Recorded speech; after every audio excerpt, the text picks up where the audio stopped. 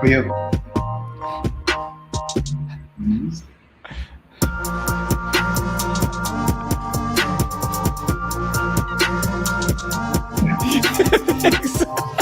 Loving it. Thanks for participating, even though you didn't know that was coming. That was beautiful. I'm ready for the music. My cue is when music goes on. Beautifully done. You're there. I saw the hand signals. That was great. Well, hello, everybody. Welcome back to Happy Hour on this beautiful, beautiful Friday. I am here and very excited to be speaking with my very good friend, former colleague, incredibly talented artist and dancer, the man himself, Winston Vakunta. Winston, how the hell are you, man? I'm doing good. It's been it's just been a very interesting time, but honestly, grateful to be here. Like that's the one theme that I've been taking. Just grateful. Love it, dude. And trying to be in the moment. Love it. Yeah. Winston and I met when he and I both worked at LinkedIn a couple years ago and have just stayed homies since then. So Winston, for the folks who don't know you, share with us a little bit about you and what you're up to. What do you want to know? All the secrets. So tell us. Honestly, I think that the most interesting thing to start would be my time in Wisconsin. So not originally from Wisconsin, but I grew up in Wisconsin, just went to middle, high, and college. And that for me, I don't know, it was really fun. It was formative. But that's where I sort of get that like Midwest pride and like went to Badger games in college. It was just where I got a lot of what it meant to be in the States and what it meant to be in the Midwest specifically. And then after college, moved out to the Bay Area where we met, hung out with the fun tech bros for 2 years before I ended up moving to LA. Now I live with my girlfriend who has always been in LA this whole time when I've been in college in San Francisco. So now we're downtown LA enjoying the sunny side of things. Nice, dude. And what are you up to now in your life? Yeah, so me and you've been talking for a while. Every time we talk, it's a new thing that I'm doing. Yeah. I was unemployed before. Now I am employed, which is great. I'm doing product marketing, which is helping. I'm doing it for a construction company, which is something that I never thought I would. But helping this company launch their biggest and brightest products to home builders. So I'm learning a lot about the space. I learned about what it means to even do product marketing. That's awesome, dude. And share with us a little bit about what you're up to with dance. Yeah. So on my little hiatus, and you know this, on my little hiatus, I spent 3 months taking classes, 18 hours a week, across the board with dance, ballet, hip hop, jazz funk, just to really get that breath. So for me, like I never like when we first met, dance was like a hobby that I did once in a while. Now it's like I want to do it every day. I want to do it as much as I can. I want to take as many classes as possible, just to get really good at the craft, and just to be able to even communicate with other dancers. Like there's like a language to dance. You have to understand the science, like the movement, the music. And I just really want to get good at it. So I've been dancing a ton, doing freestyle videos, taking classes, and just honestly, LA is the best spot for like dancing and commercial dancing. So I'm like lucky to be here. So rad. Dude, Winston is an incredibly talented dancer. So definitely go look him up, give him some love. Extremely talented. Winston, let me acknowledge and commend you. But yeah, dude, appreciate having you in my life and really excited to jump in here. So the question that I love to start this show off with, and for those of you watching, please feel free to share your answer to this question in the comments. But Winston, what is making you happy right now? This is a very timely question, right? Like if you look at this week specifically with everything that's going on, if you look at just the pandemic, I think we started even before we got on the phone going live. It's just just like gratitude, man. Like, you know, I'm here. I'm with my girlfriend. My family's safe. Like, yeah, we can't go outside. Yeah, there's not a lot, but just like I'm alive, man. Like that's like it's crazy, right? It's to take it for granted. But just with everything that's going on this week, it's just been like that's the thing that's making me happy. Like I am here. Yeah. That's really cool, man. And I totally feel that. And I think that's so important. Like that deep sense and that profound sense of gratitude just for like being here. I think that's really like working on cultivating that all the time in spite of circumstances and in spite of like whatever's going on. I think that's the real ticket to everything. Yeah. No, it's crazy because like, you know, I can complain about work. I can complain about, you know, the annoying neighbor as we hear like, sirens in the background. But I'm like, there's people who can't even complain about the sirens. There's people who can't complain about the neighbors, you know, and it's yeah. And I'm just happy just to like connect with old friends and like doing this and like, because it's crazy, right? I don't know when this could be the last time we do this. So I'm just like, I'm pumped. I'm excited. I'm grateful to be here. Yeah. What about you? That, dude. I think what's making me happy is I kind of like stopped exercising. Like I kind of like stopped doing stuff after the gyms shut down. Yeah. And so I was like sort of running kind of, but like in the last couple of weeks, I've like really started to get back into it. And I don't know why I'd been so avoidant to doing like body weight stuff, like push-ups and pull-ups and like all that kind of stuff. But recently I've just been like going full force at it. And it's really cool. Like there's something that's very gratifying about like physically feeling yourself getting stronger and like being able to do like more and more on like a day-to-day and week-to-week basis. And so I just feel like I'm like noticing the difference that the work is putting in. And it just makes me all the more excited to like continue to work and like continue to work out and like continue to see a difference. And so dude, it's crazy. So I also hated body weight stuff. After the dance program, one of the big things that I learned from, now it's getting kind of philosophical, from just dancing and picking up choreography is like everything is intentional. Like even how you do a push-up, if you notice, like if you do a complete push-up, you really feel like completeness of it. So for me, the way I cheat myself to like, I pretend like I'm dancing and like really go through the movements.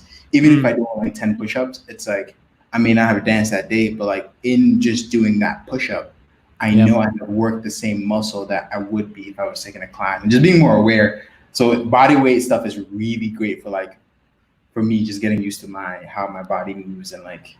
Love that. Yeah. And it's like it's the machine, it's the vessel in which you spend all of your time. So like getting to know it on a really intimate level, I think is important. Yeah, it's crazy. Love that, man. The next part of this show is actually one of my favorites, and it's the random question of the day. Winston, are you ready for your random question? You know, I feel like I was born ready for this, man. Born ready for this. I love the enthusiasm. So I am going to generate your random question now. Winston, this is a deep question. What's the most difficult choice you were asked to make? Or maybe what's the most difficult choice you've had to make? That I've made in the past. Interesting. Wow. What's the most difficult choice you were asked to make?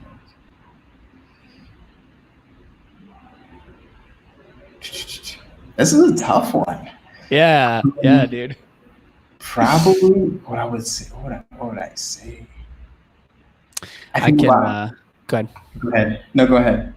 No, I was just gonna say, I was like, I've been very fortunate in my life. I think that probably the most difficult choice that I've made is like staying an entrepreneur, like remaining an entrepreneur. Especially when you're like, what is happening? Like all of my money is running out. And I'm like, how does this work? You know what I mean? But it's like the continuing to like stay in the game and like stay committed to the end goal and trusting that, you know, at the end of the day, it's all going to work out the way that I'd like it to. Yeah. No, that's a really good one, because when you see that bank account and it's like, you know, I don't know how it's gonna play out, but I'm gonna trust the signs that something's gonna pan out. I think like when I think about that question, it's like at different stages, there's been different, just like very difficult things. Mm-hmm. So for me, like in college, it may seem trivial, but so I grew up in a traditional African household. It was like, you grow up, your parents want you to be a doctor, lawyer, engineer, like this very standard thing. Yeah. Just even like telling my parents that I was not going to do that, and then switching majors to something that was, you know, not engineering. That was like a really big decision. Mm-hmm. And then the other big decision was like, you know, quitting my job in San Francisco and then moving out here to LA to like be with my girlfriend. The right. Two things I didn't realize, it was easy to make, but I didn't realize the implications of that decision. In terms of like the signal that I was communicating to my girlfriend. And then also for me, like the signal that I was communicating to myself, and like trusting my gut and trusting what I wanted, and like honoring that value of wanting to be with the person that I wanted to be with, and also just prioritizing being in a space where I think I could grow, learn. So that was really difficult as well. Yeah. That's cool, man. Thanks for sharing that. And I think that's one of the things I really appreciate about you is like I think we both share this, like that sense of vision and that sense of like, what's this in service of? And it's even, I think it's just like the willingness to make the decision and like the willingness to be in this uncomfortable place of like, I don't know exactly how this is going to go, but like, this is more aligned with what I want to create for myself. And, you know, this is the kind of person that I want to be, and this is the life that I want to lead. Yeah. Yeah. Yeah. Nice and work, I think man. The thing that makes it difficult sometimes is like, you know, you want to do this thing, but then there's that, I don't know how yet. So it's like, I give up on the decisions. I don't make it. And for me, it took me like 2 years to make the decision to move out to LA, 2+ years. Right. Mm-hmm. And in theory, it's like a really simple decision. Like it's an hour, 2 hours away by flight. So it's like, right. Like, yeah. Love that, dude. Yeah. It's the name of the game, really. Is like, I think ultimately it's about not knowing how it's going to go and just trusting that like you'll be able to figure it out as you go along. Yeah. But it's a very different way to think about life. So before Winston and I jumped on this live stream, I texted Winston and I said, Winston, yo, you got to send me some mad videos that have some great choreography, because I love that. And I get super fired up, because here's the thing, Winston, I actually don't know if I've shared this with you. Watching choreography videos on YouTube makes me very happy. Like if I'm like feeling down, or if I'm feeling like you know, whatever, not great, I'll literally go onto YouTube and I will like watch choreography videos, and I'll just like get amped up, and it helps awesome. A lot. That's awesome. So I wanted to share a video that Winston sent me. It's going to be our video of the day. Mm-hmm. Give me 1 second. And I can tell why, like, just like after you watch it, I rarely get impressed with different boy bands. This blew me away. Just to like hype it up. Is this the right video? This is the right video. Okay, cool.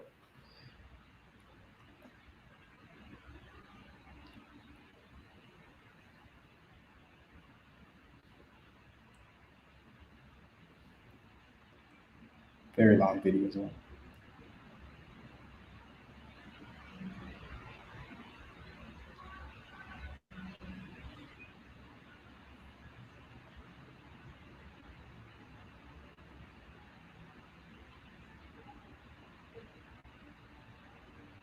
Is it English? It is. No. I'm having a hard time.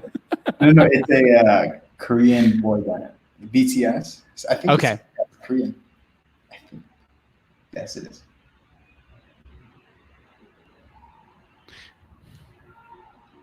I was thinking about dyeing my hair pink. You know, what do you think? After this, I feel like you should. You should think about green like that. Pink and green. Yeah. Ooh.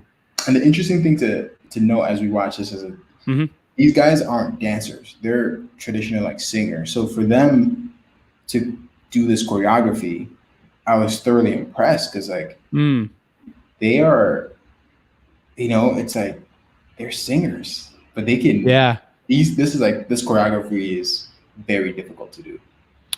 What what's it about the choreography or about the technique that has it be more difficult? It's like as we go, you see so a couple of things, how in sync they are. The hardest part that they're doing hasn't even come yet, but how in sync they are. The other thing is just how clean. So when you watch like dancers, it's, you know, anyone can dance, but you can really tell a really good dancer by, they might be doing the simplest thing, but just how clean, you can see the lines. So when they dance in groups, you see they have really good lines, even though the choreography isn't that difficult. Yeah, so just look out for their arms extensions, their leg extensions. Yeah. Is there like a specific like a name for this type of dancing or this type of choreography? Yeah, this is hip hop. Probably like a fusion of a couple of different things. But you see their lines, Yeah, it's difficult to do with like a group of people. Yeah, so it's like, especially if they're not trained dancers. Yeah. And the song is just really great. But I'm gonna say I'm not a boy band fan. I just find them like it's the leather jackets. It's the leather jackets. It's definitely the leather jackets. Voice. It's the whole thing.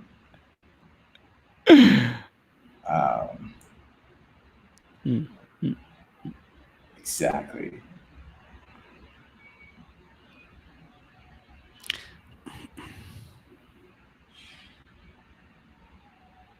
Nice.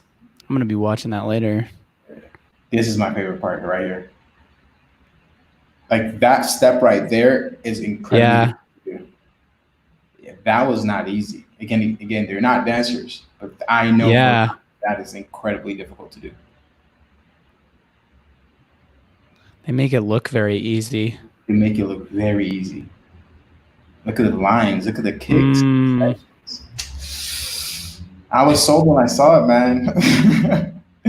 Winston's like, I'm in. Let's go. Sign me up.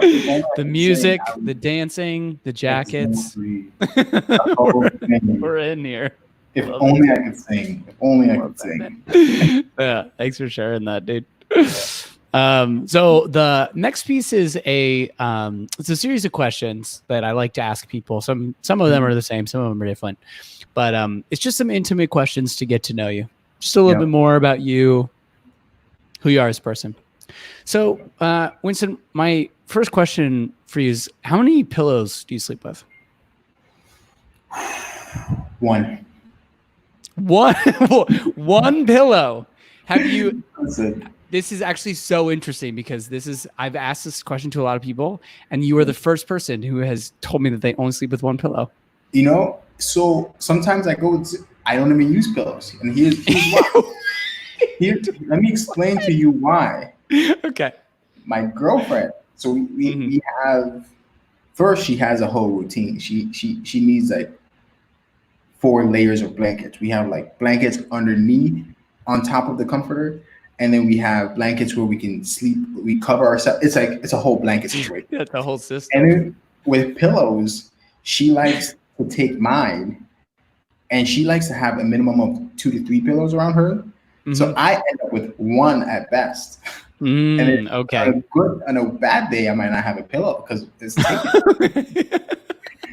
So not by choice. It was just like circumstantially you don't have any pillows to sleep with. Okay, got it. I'm fine. Okay. I was gonna be worried if you were choosing to sleep with 0 pillows. Yeah. I'd be like, Winston, like, what have you not been sharing with me, man? I thought I knew you, but yeah, that's good to know. Winston, the next question: what is your middle name? It's Dongwala. Exactly. See, I don't use it often, so it's there's a silent N in front of it, so it's Winston Dongwala Vakunta. That's awesome. Do you have people? Are there people like I would imagine that you just can't pronounce it or like? Yeah, it's a thing. It's a thing. So I just most of the time. So I don't. All my family calls me that, and even them they abbreviate it. So they'll call me Dong for short because it's easier to say that versus Dongwala, the whole thing. Yeah, it's a difficult name. Yeah. I feel you. People mess up my middle name all the time too. So what's your middle name? Hayden. That's your what's your first name? Zachary. I think you told me this. It's so funny when I tell people that. They're like, what's your middle name? I'm like, Hayden. And they're like, Hayden? Can you imagine? My parents would have to be pretty cruel. So if someone called you a Zachary or Zach, would you respond?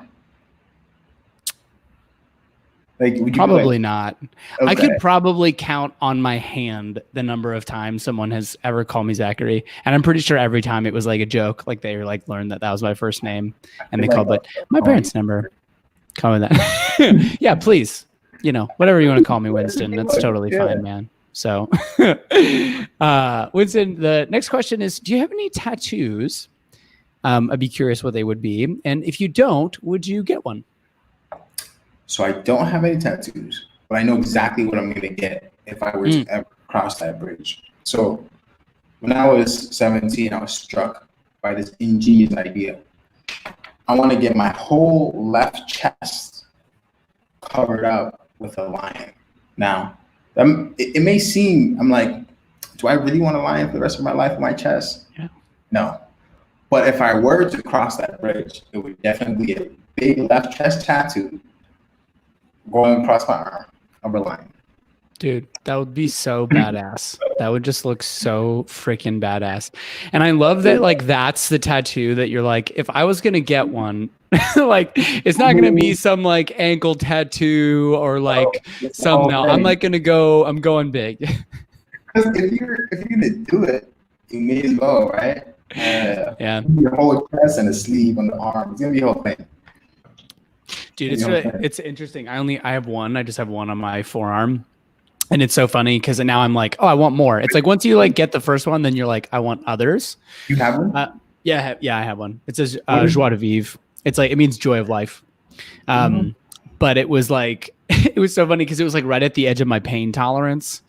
Like right at the edge. And luckily it's just like script. It's like very like, it's like cursive, like very easy, like kind of like easy and done. But I was like getting a whole like thing, like shaking and stuff. That just sounds like gotta be like a masochist or something. Might just have to take some painkillers or some yeah. Just numb yourself before the whole ordeal. They probably say don't do that. There's probably some best around not doing that. Oh, awesome. Winston, the last question for you, the last intimate question to get to know you is, what's your guilty pleasure TV show or movie? I have a few. So, all right, hit us. The first one, it just came out on on Netflix, Avatar. I've been binging that for a minute. That's a really good story. And the other one, what was it? All American on Netflix. It's like a teen drama. It's meant for like high schoolers, and it's on CW. It's for kids, really. But like, I'm just so caught up in it, man. I think you would like it. It's just about this guy who wants to play football, gets moved out of his neighborhood, and then it becomes less about football, but him like fitting into this neighborhood and like meeting friends and just like typical teenage drama situations. I'm all for it, man. I'm all for it. It's so funny because I feel like there's something about like that coming of age genre. Like I can't even tell you. I've seen probably like every like rom-com, like coming of age rom-com. Yeah. It's like, yeah, I mean, but there's like something about that, like experiencing that again, but like not having it be real, because it sucks. It sucks when you're going through it. Traumatized. What about you? Do you have like a specific pleasure? I would say like there's this movie. It's called The Spectacular Now. It's with Miles Teller. Okay. And Shailene Woodley. I just love Shailene Woodley. I think she's amazing. And Miles Teller is a really talented actor. But I think it's just like it's cool because it's a coming of age movie, but it's not cliche and it's not very tropey. Like it's like they do a very good job of storytelling and like actually giving the experience, like honoring the experience instead of like, turning it into like emotional junk food, which I think is what a lot of like coming of age shows and movies do. Yep. Have you ever seen 8th Grade by Bo Burnham? I haven't. Dude, holy shit. Great movie. Great movie. 8th Grade. Yeah. It's about this young girl. She's in 8th grade and it's like her perspective of going through this year of school. But like, there's something about the way that the movie is written and shot that like makes you you feel the anxiety and like you literally, I'm sitting there and I'm like, I feel like I'm in 8th grade again, where you're just like this awkward, you're this totally awkward, like not knowing what's happening, kind of person. No, I love those because like they really capture, it might be the small things that we think, oh, we can gloss over that, but those small moments, whether it's like an interaction or even like the first time you're really going through deep emotions, it stays with us. Like we remember that stuff. Yep. Into like our adulthood. Which is totally. Yeah. So I'm gonna have to watch this All-American show. Thanks for that. 8th grade. I'm gonna check out 8th grade. Yeah, dude. All right, we'll swap notes. We'll compare notes. Yeah.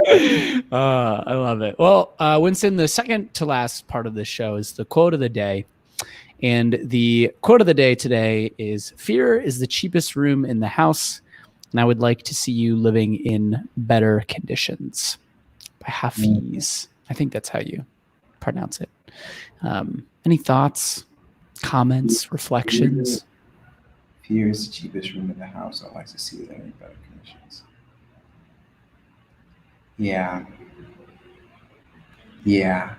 It's very triggering. No, because I think about the first clause, like fear is the cheapest room in the house.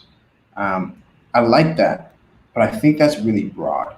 And I think this one it's one of these things where it's a hit or miss, and it can, for me, like the fear part is, it manifests itself in different ways. But for me, the first thing that came to mind is embarrassment. Right. I think like a lot of us, fear is the cheapest room in the house. It's not that we're really afraid to do the thing. We just don't want to be embarrassed in front of the people we care about if it sucks. Like if we suck or if we, so it's almost like that awkward feeling of what are we going to do if we just totally suck at it. It's like, it's interesting. I like to see you living in better conditions. Yeah, I agree with the second part. Yeah, man. Yeah. I think the way that this quote lands with me is like, and I think in a very broad sense, it's like very easy to succumb to the like fear-based way of living.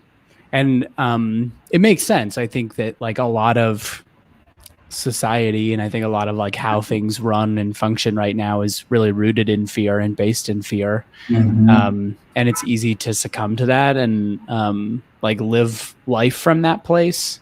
And I think that there's like so much opportunity and possibility and greatness in starting to step outside of that, or noticing where you're letting that run the show and choosing to, step out instead. And like, maybe you do get embarrassed or like, but maybe it goes really great too. It's like that constant question of like, do I want fear to make this decision, or, do I want to choose from somewhere else? And it's crazy because for me, just past experience, and we've talked about this, some of the things that I've gone through, like I have anticipated what the worst case scenario would be, like what am I really afraid of, and it actually happened, and it wasn't that bad. So it's almost like we create this picture of like this crazy world, which really just paralyzes us from doing the thing that we want to do, and it's just not true. Totally, man. Yeah. Well, thanks for being a walking, talking example of not living from fear. You know, I try to. That's what I appreciate about every you. Corner, man. It's creeping in every corner. I'm trying to duck it, you know? I love that, dude. Yeah. Well, we've reached the end of our show, which is parting words. So, Winston, any parting words for the folks watching and listening? Any words of wisdom, gems that you'd leave us with? Not even, man. I just think, again, life is just so crazy right now. Like this week, I'm following Twitter, I'm following social media. I'm just seeing everything that's happening. And the one thing that I'm always trying to do is just coming from a place of empathy and understanding. Yeah. I think there's just so much of that missing in the conversation right now, that I'm just gonna be quiet and listen and just understand. And I just encourage a lot of people to understand, seek that as well. Yeah. Totally. Yeah. Thanks, man. What about you? What's your parting words for this week? Oh, man. You know, it's actually really interesting. I think the thing that I'll share, and I was having this conversation with my roommate, is like, you know, in light of everything that's been happening this week, I realized that like my natural tendency is to like lay low and somewhat participate in the conversation. And I think that there's actually a big opportunity for me to be more proactive about like educating myself and like being involved in the conversation. Because I think it's, you know, they talk about if you're standing on the sidelines, in essence, like you're part of the issue. It's like you're part of the problem. And I'm realizing I'm like, oh, I've kind of been doing that. Like I haven't really been like actively seeking answers, and I haven't been actively seeking like, how can I be an ally? How can I be an advocate? How can I, you know, make a difference, you know, in the spirit of the things that I, you know, the work that I love doing with people and how much I love people, and starting to address some of these more systemic things and these systemic issues. So I think it's you know, I think the stuff that or the words that I would part with is like just educating yourself and like having the uncomfortable conversation, and like if that involves you stepping in it, then like we step in it, and like we get to have that conversation too. Yeah. Overcome that fear. Yeah, dude. Yeah. Always. Yeah. Always. Well, Winston, brother, so appreciate you, man. I just like, I cannot wait to come out and visit LA, kick it with you. We got to take a dance class together, man. Yes, dude. I will. We'll talk about that one. We'll talk about that one. We'll prepare for the situation, you know? Yeah, dude. Well, brother, I hope you have a great weekend. Everyone watching, I will see you back here on Monday. We'll see you later. Talk soon.